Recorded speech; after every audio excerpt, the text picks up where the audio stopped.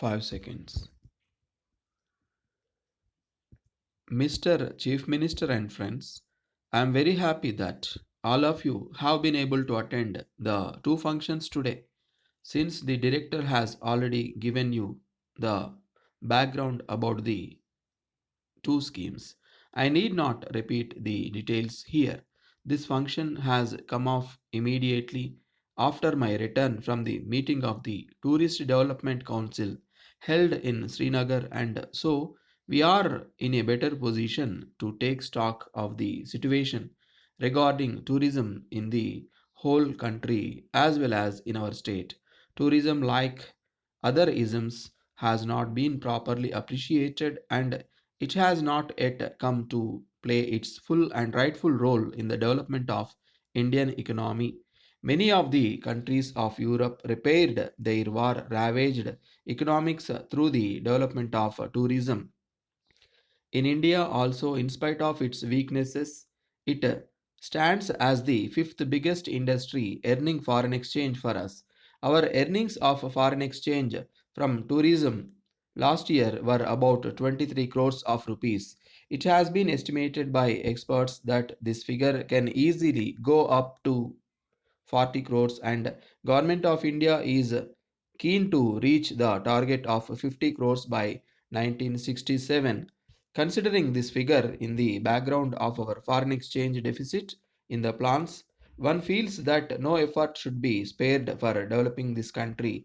It is a commercial item, and we must bring to bear upon it downright commercial consideration, if nothing more, for its development.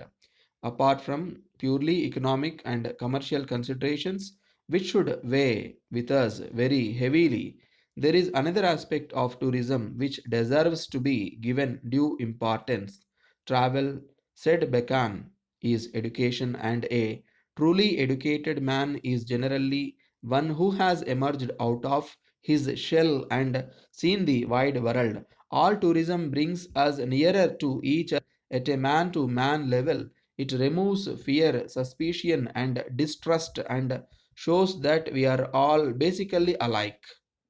After his travels abroad, Rabindranath Tagore wrote, "Men are bad, but man is good." This aspect of tourism is important both in international sphere as well as within our national frontiers, particularly in a country like India. Today, tourism has become important for us also as a cementer of national integration. We have therefore to promote this human industry not only on economic grounds but for our survival as a united nation.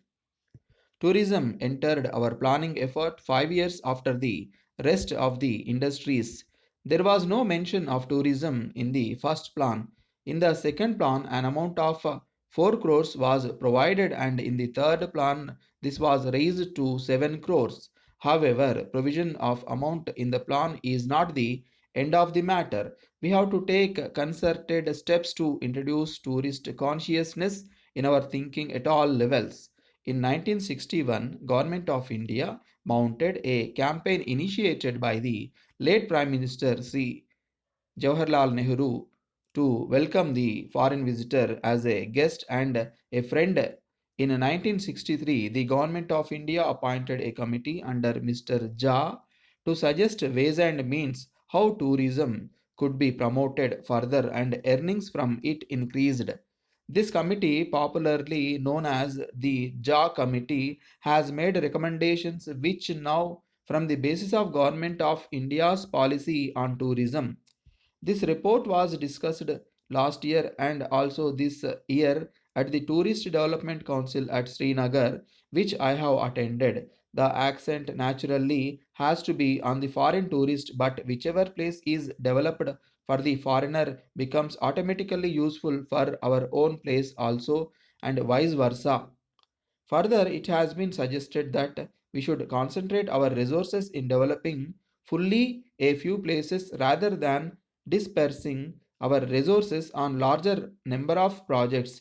What is called integrated area development has become the accepted line for the promotion of tourism on selected centers. It is in this context that we have to see the progress of tourism in our own state. Like the rest of the country, we did not have anything in the first plan about tourism. In the second plan, an amount of 7 lakhs was earmarked for tourism. Out of this, Government of India's share was 50,000 only. The third plan has an outlay of 14 lakhs, out of which Government of India's share is 8 lakhs.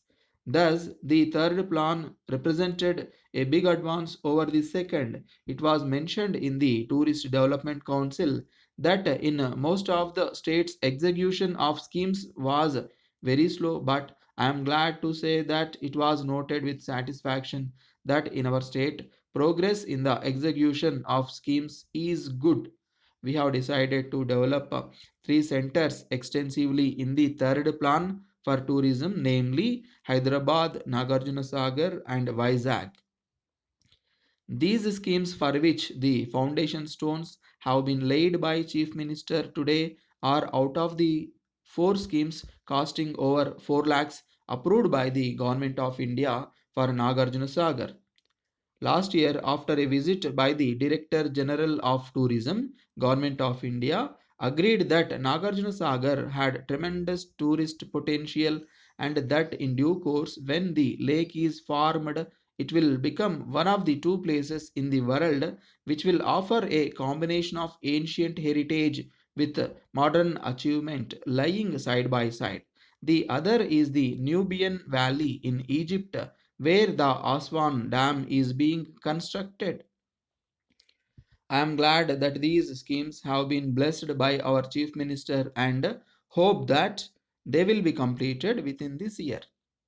Having mentioned the broad outline of second and third plan, I might mention something about the shape of things to come in the fourth plan. Our working group has drawn up a plan for 40 lakhs for the next plan. Apart from developing further the amenities at places like Hyderabad, Nagarjuna Sagar, and Vizag, Vikarabad will be developed extensively.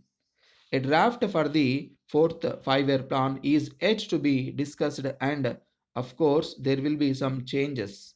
I hope that they are all for the better. One other feature of the next plan will be that tourist spots which are important from the district or regional point of view will be developed as a part of the area plans of Jilla Parishads.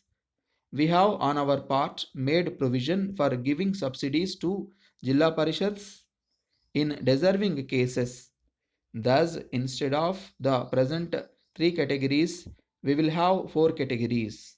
Apart from that, the emphasis on construction of rest houses will be replaced by emphasis on multi-sided development of places. We can get more money from Government of India for providing facilities in the lake and other amenities in the city of Hyderabad. We have addressed the Municipal Corporation of Hyderabad for proposals and we are awaiting their replies.